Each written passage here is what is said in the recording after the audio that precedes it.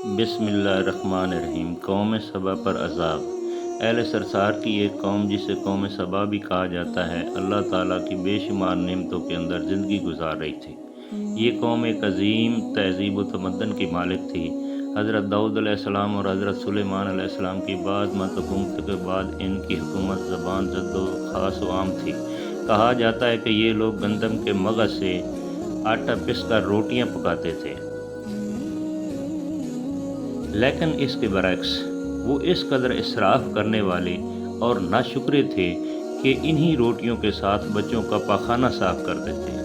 بعد ازاں ان آلودہ روٹیوں کو اکٹھا کرنے سے ایک پہاڑ بن گیا تھا۔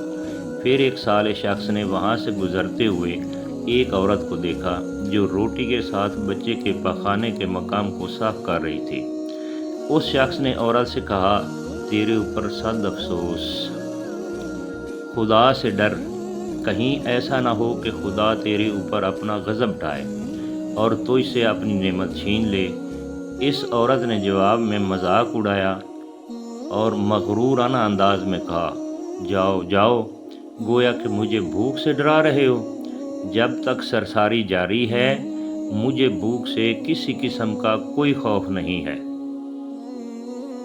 کوئی زیادہ عرصہ نہیں گزرا تھا کہ اللہ تعالیٰ نے ان لوگوں پر اپنا غضب ڈھایا۔ پانی جو کہ زندگی کی بنیاد ہے ان لوگوں سے چھین لیا، یہاں تک کہ قحط نازل ہوا۔ بات یہاں تک پہنچ گئی کہ ان کی ذخیرہ کی ہوئی تمام غذا ختم ہو گئی۔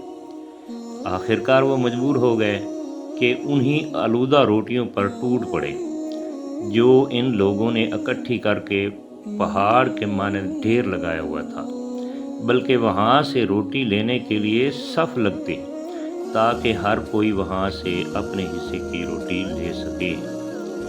کفران نعمت، قحط اور ان کی بدحالی کے بارے میں متعدد روایات موجود ہیں۔ سورۃ نحل کی آیت نمبر 112 اور 113 میں یوں ارشاد ہوتا ہے، اور اللہ نے اس بستی کی بھی مثال بیان کی ہے جو محفوظ اور مطمئن تھی۔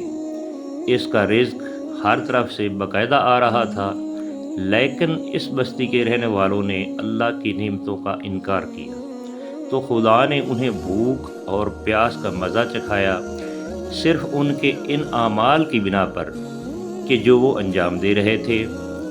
اور یقیناً ان کے پاس رسول آیا تو ان لوگوں نے ان کو جھٹلایا، تو پھر ان تک عذاب آ پہنچا کہ یہ سب ظلم کرنے والے تھے۔ وآخر دعوانا ان الحمدللہ رب العالمین۔ چینل کو سبسکرائب اور لائک کر دیجیے۔